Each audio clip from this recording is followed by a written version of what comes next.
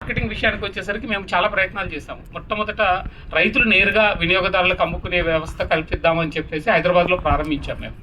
రైతులు నేరుగా అమ్మటం అన్నది అది చాలా దూరం వెళ్ళలేదు.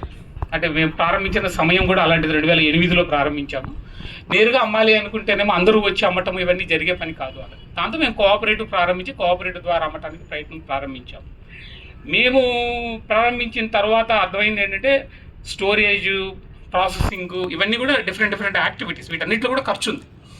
అన్ని పనులు మనమే చేద్దాం అనుకుంటే కూడా అయ్యేది కాదు. సో కలిసి కట్టుగా చేయటము, మిగతా వాళ్ళతో కలిసి పని చేయటము, కోఆపరేషన్, కొలాబరేషన్, ఈ రెండు ప్రిన్సిపల్స్ చాలా చాలా ఇంపార్టెంట్. అవి పాటించినప్పుడే మనం ముందుకు వెళ్ళగలుగుతాం.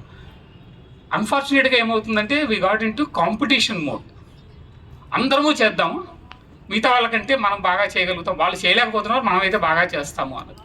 ఇది కొంచెం మానేసి ఈ కార్పొరేట్ అప్రోచ్లో ఉన్నది ఏంటంటే it's all driven by competitive approach. అలా కాకుండా కోఆపరేటివ్ అండ్ కొలాబరేటివ్ అప్రోచ్లోకి వెళ్ళగలిగితే గిన ఖచ్చితంగా ముందుకు వెళ్ళే అవకాశం ఉంటుంది. మేము సుమారుగా 65 ఫార్మర్ ప్రొడ్యూసర్ ఆర్గనైజేషన్స్ ప్రమోట్ చేశాము లాస్ట్ 20 yearsలో. ముఖ్యంగా లాస్ట్ 5-6 yearsలో ఎక్కువ ప్రమోట్ చేయడం జరిగింది. ఇందులో దాదాపు 60,000 మంది రైతులు ఉన్నారు. ఈ 60,000 మంది రైతులు సుమారుగా ఒక 40,000 మంది రైతులు ఆర్గానిక్ చేస్తున్నారు. ఇది కాకుండా మేము పార్టిసిపేటరీ గ్యారంటీ సిస్టమ్ ఏదైతే ఉందో ఆర్గానిక్ సర్టిఫికేషన్ కోసము భారతదేశంలో 2 రకాల సర్టిఫికేషన్ సిస్టమ్స్ ఉన్నాయి. ఎన్పిఓపి సర్టిఫికేషన్ అంటారు, రెండోది పార్టిసిపేటరీ గ్యారంటీ సిస్టమ్. ఈ రెండు సిస్టమ్స్లో ఎన్పిఓపి సిస్టమ్ ఏమో జాతీయ స్థాయిలో ఉత్పత్తి చేసి ఇంటర్నేషనల్ మార్కెట్లలో అమ్మాలి అనుకుంటే మీకు ఎన్పిఓపి సర్టిఫికేషన్ అవసరం. భారతదేశంలో అమ్మాలి అనుకుంటేనేమో పార్టిసిపేటరీ గ్యారంటీ సిస్టమ్ అవసరం.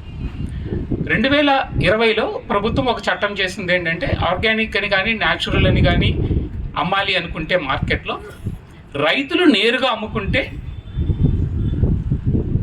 సుమారుగా 12 లక్షల వరకు సంవత్సరానికి ఏ సర్టిఫికేషన్ లేకుండా అమ్మొచ్చు.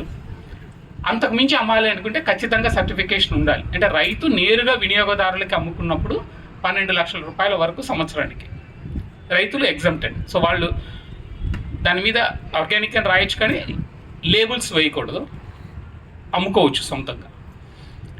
అలా కాకుండా అగ్రిగేటర్స్ ఉన్నారనుకోండి, రైతులు కాకుండా అగ్రిగేటర్స్, వాళ్ళు రైతులు కావచ్చు, కోఆపరేటివ్ కావచ్చు, లేకపోతే ఇంకా వేరే ఎంటర్ప్రెన్యూర్స్ కావచ్చు, ఎవరైనా సరే అగ్రిగేట్ చేశారనుకోండి, మిగతా రైతుల దగ్గర నుంచి కూడా తీసుకొని అమ్మేవాళ్ళు ఉంటేనేమో వాళ్ళకి 50 లక్షల రూపాయల వరకు మార్కెట్లో అమ్ముకోవడానికి ఎగ్జంప్షన్ ఉంది. 50 లక్షల రూపాయలు దాటిన తర్వాత మాత్రం ఖచ్చితంగా ఆర్గానిక్ సర్టిఫికేషన్ అవసరం. ఇది గవర్నమెంట్ చేసిన 2020లో చేసింది.